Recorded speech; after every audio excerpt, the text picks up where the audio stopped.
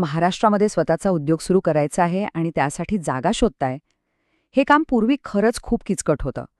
पण आता तसं राहिलेलं नाही. सगळं काही बदललंय. चला तर मग आज आपण पाहूया की MIDCमुळे ही प्रक्रिया नेमकी किती सोपी झाली आहे आणि गुंतवणुकीचा मार्ग कसा मोकळा झालाय. बरं, तर आपण हा सगळा प्रवास 5 सोप्या टप्प्यांमधून समजून घेणार आहोत. सुरुवात करूया महाराष्ट्राच्या औद्योगिक ध्येयापासून. मग अर्ज कसा करायचा ते प्रत्यक्ष बघू आणि शेवटी काय काय मदत मिळू शकते यावरही एक नजर टाकू. चला तर मग थेट मुद्द्यावर येऊया. महाराष्ट्र गुंतवणुकीसाठी एवढा आकर्षक का मानला जातो आणि या सगळ्यामध्ये MIDCची नेमकी भूमिका काय आहे हे आधी समजून घेणं महत्त्वाचं आहे. तर MIDC म्हणजे महाराष्ट्र औद्योगिक विकास महामंडळ. ही आहे महाराष्ट्र सरकारची एक महत्त्वाची एजन्सी. तिचं मुख्य काम काय तर उद्योगांना लागणाऱ्या सगळ्या महत्त्वाच्या गोष्टी जसं की जमीन, चांगले रस्ते, पाणी या सगळ्या पायाभूत सुविधा पुरवणं. सोप्या भाषेत सांगायचं तर MIDC सरकार आणि उद्योग यांच्यामधला एक महत्त्वाचा दुवा आहे. गुंतवणूकदारांचा प्रवास सोपा व्हावा यासाठी ती सर्वतोपरी मदत करते. म्हणजे बघा, जमिनीच्या संपादनापासून ते लागणाऱ्या परवानग्यांपर्यंत सगळं काही एकाच ठिकाणी मिळावं असा त्यांचा प्रयत्न असतो. एक प्रकारचं वन स्टॉप शॉपच म्हणा ना. आता हा आकडा बघा. 1,12,939 कोटी रुपये. ही गुंतवणूक फक्त 2020 साली मॅग्नेटिक महाराष्ट्र 2.0 या उपक्रमांतर्गत झालीय. म्हणजे विचार करा, महाराष्ट्रात गुंतवणुकीचा आवाका किती प्रचंड आहे. हा आकडा म्हणजे फक्त संख्या नाहीये, तर हा गुंतवणूकदारांचा महाराष्ट्रावरचा विश्वास आहे. आणि ही एक खूप मोठी संधी आहे. पूर्वीच्या काळी औद्योगिक जमीन मिळवणं म्हणजे काय सांगू, एक मोठा संघर्षच होता. पण आता टेक्नॉलॉजीमुळे सगळं चित्र पालटलंय. कागदपत्रांच्या त्या ढिगाऱ्यातून आपण आता एका डिजिटल पोर्टलपर्यंतचा प्रवास कसा केलाय ना, तेच आता पाहूया. ऑफिसांच्या चक्रा, न संपणारी कागदपत्र आणि सततचा विलंब, या सगळ्याला कंटाळा आला होता ना. अनेकांना हा अनुभव नक्कीच आला असेल. हीच तर खरी समस्या होती, सततची धावपळ आणि कागदपत्रांचा तो डोंगर. आणि ह्याच सगळ्या त्रासावर एक ठोस उत्तर म्हणून हे बदल घडून आणले गेलेत. म्हणजे आता ऑफिसमध्ये धावपळ नाही, मध्ये कोणी दलाल नाही आणि कोणताही गोंधळ नाही. बघा, या एका वाक्यातच जुन्या पद्धतीच्या सगळ्या अडचणींवर कसं उत्तर दिलंय. आणि ते उत्तर आहे मिलाप पोर्टल. हे नाव लक्षात ठेवा. हा बदल अगदी तसाच आहे जसं आपण पूर्वी कागदी नकाशे बघायचो आणि आता थेट GPS वापरतो. मिलापने संपूर्ण प्रक्रियाच डिजिटल आणि अगदी सोपी करून टाकली आहे. तर मिलाप म्हणजे नेमकं काय? हे एक असं डिजिटल प्लॅटफॉर्म आहे जे पूर्णपणे पारदर्शक, वापरायला सोपं आणि कार्यक्षम आहे.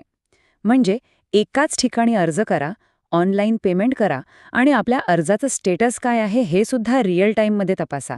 सगळं काही एका क्लिकवर. यामुळे वेळ तर वाचतोच, पण संपूर्ण प्रक्रियेत पारदर्शकता येते. ठीक आहे, तर आता प्रत्यक्ष कृतीकडे वळूया. समजा आपल्याला प्लॉटसाठी अर्ज करायचा आहे, तर तो ऑनलाईन कसा करायचा? चला, एक एक पायरी व्यवस्थित समजून घेऊ. ओके, तर मिलाप पोर्टलवर जमीन मिळवण्यासाठी प्रामुख्याने 2 मार्ग आहेत. पहिला आहे थेट वाटप. म्हणजे जर प्रकल्प खूप मोठा असेल किंवा सरकारी सामंजस्य कराराचा भाग असेल तर हा पर्याय निवडता येतो. आणि दुसरा मार्ग आहे ई-बिडिंग. हा एक पारदर्शक ऑनलाईन लिलाव आहे जिथे कोणताही पात्र उद्योजक सहभागी होऊ शकतो. ही ऑनलाईन अर्ज करण्याची प्रक्रिया आहे ना, ती अगदी सोप्या 5 टप्प्यांमध्ये विभागली आहे.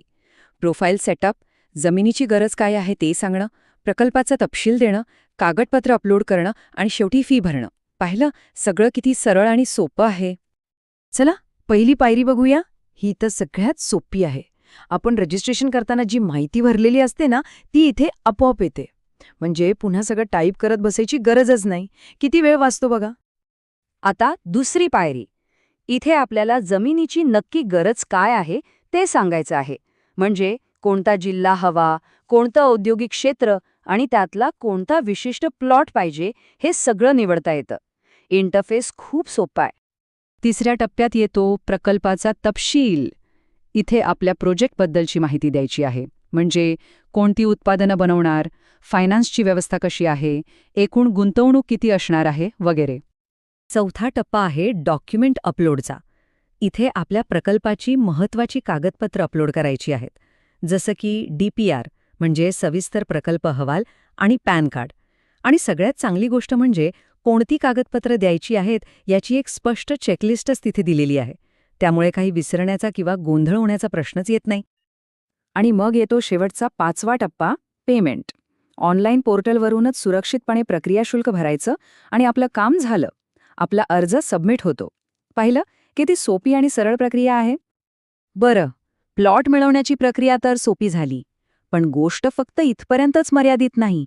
यासोबतच महाराष्ट्र सरकारने उद्योगांना प्रोत्साहन देण्यासाठी एक अतिशय मजबूत अशी धोरणात्मक चौकट उभी केली आहे. जसं की हे बघा, इथे काही प्रमुख धोरणं दिली आहेत. मग ते 2019चं औद्योगिक धोरण असो किंवा इलेक्ट्रिक व्हेकल आणि IT क्षेत्रासाठीची खास धोरणं. या सगळ्याचा उद्देश एकच आहे, गुंतवणूकदारांना यशस्वी होण्यासाठी एक मजबूत आधार देणं.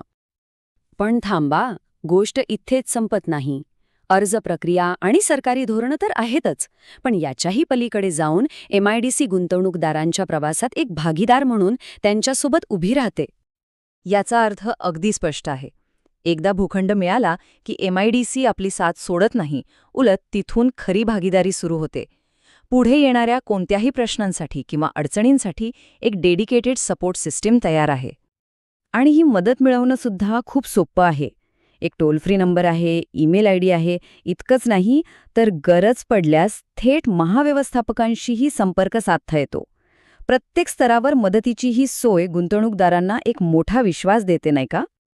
तर आता सगळी प्रक्रिया सोपी, वेगवान आणि पूर्णपणे पारदर्शक झाली आहे. पाठिंब्यासाठी आवश्यक धोरणं आहेत, मदतीसाठी एक मजबूत प्रणालीसुद्धा तयार आहे. मग आता खरा प्रश्न हा आहे की ह्या सुवर्ण संधीचा फायदा घेऊन महाराष्ट्राच्या औद्योगिक प्रगतीत कोणतं नवं पर्व सुरू होणार आहे?